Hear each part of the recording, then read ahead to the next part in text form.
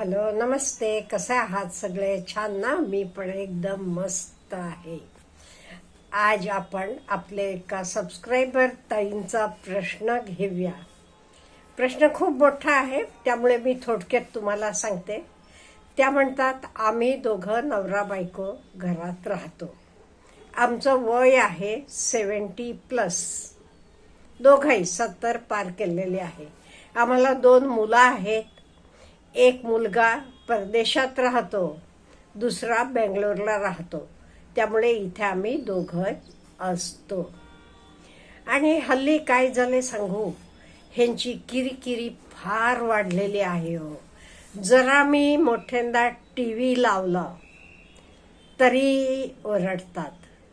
आणि कालानुरूपानं काय झालंय, आम्हाला वयोमानाप्रमाणे शारीरिक काहीतरी छोट्या छोट्या व्याधी चालू झालेल्या आहेत, पाय दुखणं वगैरे. त्यामुळे आपलं बाहेर जाणं वगैरे जरा कमी झालेलं आहे. अगदी गरजेपुरतंच आम्ही बाहेर जातो, नाही ते बाहेर नाही जात.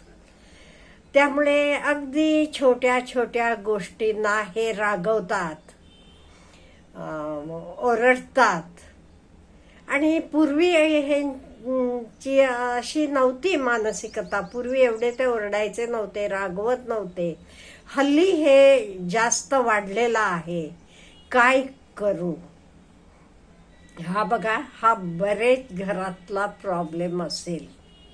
काय होते, पूर्वी घरात खूप माणसं असायची, तेव्हा आपला कुठलाही ताण म्हणा मनातला एकमेकांना वाटलं जायचं.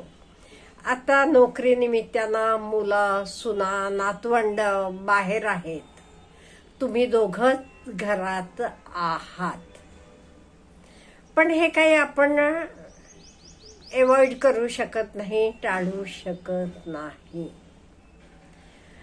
आणि तुमचं बाहेर जाणं कमी झाल्यामुळे काय झाले, आपण 24 तास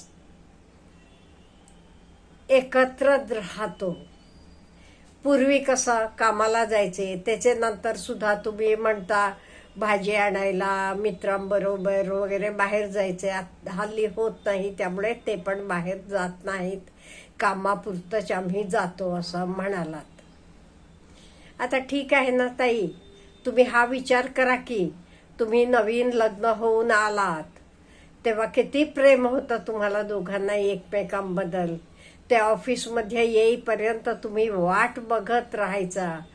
तुम्हाला किती स्वप्न होती. हे सगळं जरासं आठवा ना. त्यांच्या चांगल्या गोष्टी आठवा. आता त्यांचं वागणं असं झालेलं आहे म्हणता तुम्ही.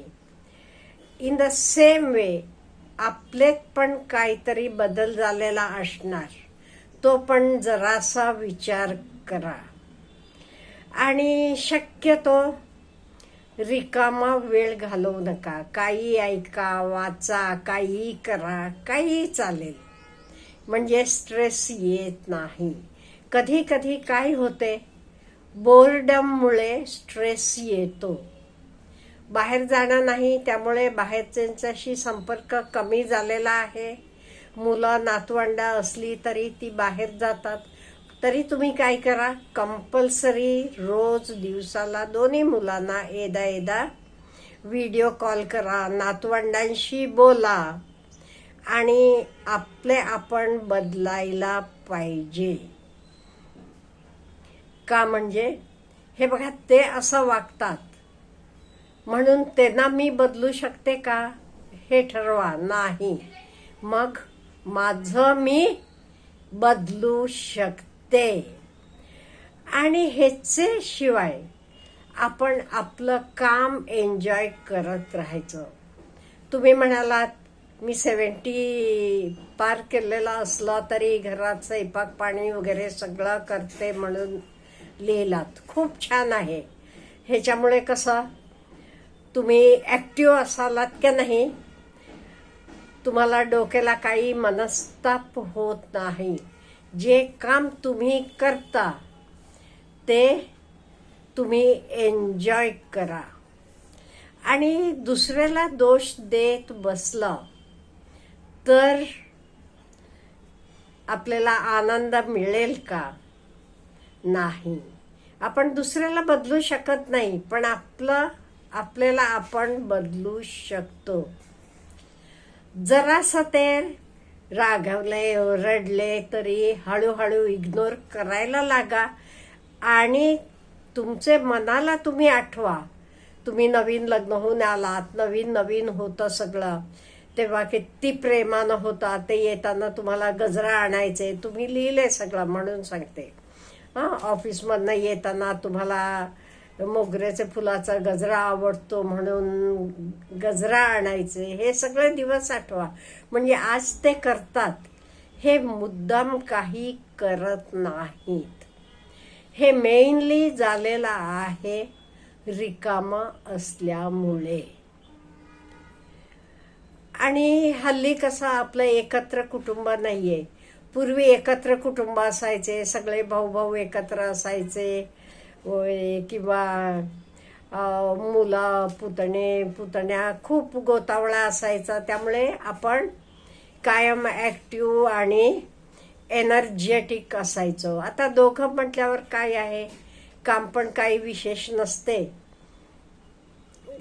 त्यामुळे न चुकता रोज दोन्ही मुलांना एकदा तुम्ही फोन करत जावा, नातवंडांशी बोला. आणि दोघं असतानाही तुमचे कॉमन आवडणारे टॉपिक आहेत का नाही त्याच्या बोलत जावा. जिथे विरोधाभास येते ते टॉपिक काढू नका. दोघांचं एकमत असल्या टॉपिकवर बोला. आता दोघांनाही गाणं आवडत असलं ते गाणी म्हणा, गाण्याच्या भेंड्या खेळा, किंवा काही तुम्हाला दोघांनाही ज्या गोष्टी आवडतात त्या छानपैकी घालवा. सिनेमा आवडत असलं की दोघंही बसून सिनेमा बघा. किंवा तुम्हाला हिंडणं फिरणं यंग असताना तुम्ही खूप केलेलं असलं, पर्यटनासारखले तसले व्हिडिओज नवीन येतात बघा, ते बघा. गप्पा मारा. गॅलरीत बसून दोघंही अगदी छानपैकी चहा प्या, कॉफी घ्या. आणि आपल्याला काम जे काही आपण करतो तर मस्तपैकी प्रेमानं करा, एन्जॉय करा. आणि हे दिवस प्रत्येकाला असतात. आपण लहान असतो, मोठं होतो, शिक्षण होते, नोकरी लागते, लग्न होते, मुलं होतात. मुलांना मोठं करण्यात तेव्हा आपल्याला वेळच नसतो काही इकडे तिकडे करायला. त्यामुळे तेव्हा आपण बिझी असतो. आता काय झालंय, आता काही काम नाहीये. मुलं त्यांचं ती करतात, त्यांनाही काही आपली गरज नसते हवी तेवढी काही. त्यामुळे निवांत असतो आपण. दुसरं काही वेळ जात नाही म्हटल्यावर तुम्ही मोठ्यांदा TV लावलात की त्यांना डिस्टर्ब होते म्हणतात. ओके, ते झोपलेल्या वेळेला वगैरे लावत जाऊ नका. त्यांना डिस्टर्ब होते त्या वेळेला लावू नका. एकमेकांबद्दल प्रेम आहे तुमचं तर आणि वाढू द्या. इन द सेम वे एकमेकांना स्पेस पण लागत असतो. तो एकमेकांसाठी स्पेस पण देत जावा. आणि रोजचा दिवस हा बदल आणणाराच असतो, हे लक्षात ठेवा. कालचे सारखा आज नाहीये. दिवस बदलतो. ते दिवसाबरोबर आपण पण ग्रो होत जातो. हे लक्षात ठेवा. ग्रो होत जातो. तुम्ही म्हणाल आता काय योग ग्रोथ आहे. नाही, शेवटचे दिवसापर्यंत आपली ग्रोथ होत असते. त्यामुळे बिलकुल काळजी करू नका. तुम्ही शांत राहावा. ते किरीकिरी करतात म्हणतात, तुमचं पण कुठेतरी काहीतरी चुकत असेल की हो. तो विचार करा. आपण आपल्याला बदलायला जरा प्रयत्न करूया का. म्हणजे दुसऱ्याला बदलणं आपल्या हातात नाही, त्यांचं रिमोट आपल्या हातात नाहीये, पण एटलिस्ट आपला रिमोट आपल्या हातात आहे ना. त्यामुळे आपण बदलू. मग तुम्ही एवढं प्रेमानं आनंदानं करताना त्यांना पण जरा बदल होईल. आणि दोघांचे कॉमन टॉपिक आहेत त्या टॉपिकवर बोला, गप्पा मारा. आवडणारे सिनेमे असले ते बघा, मॅच आवडत असलं की बसून बघा, आरामशीर आपले दिवस घालवा. Wish you all the best.